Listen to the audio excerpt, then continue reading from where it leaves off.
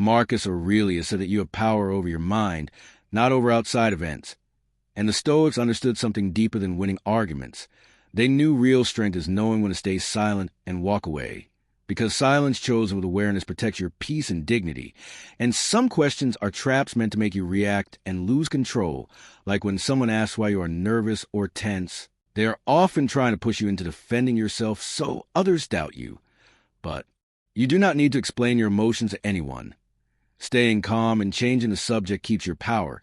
Another trap is when someone says, "Don't you trust me?" Because this question is often about guilt and control, not trust. And true trust never fears clarity or boundaries. A wise person trusts, but also observes and verifies. And setting limits does not mean you are cold. It means you are aware. And when someone asks, "Were you hiding?" or "Why are you so quiet?" they're trying to make you feel guilty for wanting peace. But you do not owe explanations to people who seek control instead of truth, because answering turns you into the accused even when you've done nothing wrong.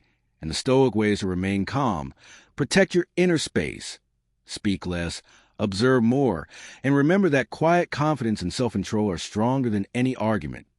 Privacy is not guilt, it is dignity, and every person has a right to their own inner space, thoughts, and boundaries. So when someone keeps questioning you or accusing you without reason, you do not owe them long explanations or emotional reactions, because calm confidence speaks louder than words. And sometimes gently asking why they think you are hiding something shifts the pressure back onto them and reveals that their goal was never truth but control. And when people say things like, "Do you think you are better than everyone else?" it usually happens when you start changing your habits, choosing peace, avoiding gossip, or refusing to react the way you used to. And defending yourself in those moments only makes you apologize for your growth. But choosing a quieter and more disciplined life is not arrogance. It is self-respect. And you can calmly remind yourself that you are not trying to be better than others. You're simply trying to be better than who you were before. And when someone says you won't get offended if I tell you the truth, understand that this is often a warning before disrespect, because people who truly care about honesty do not need permission to be cruel.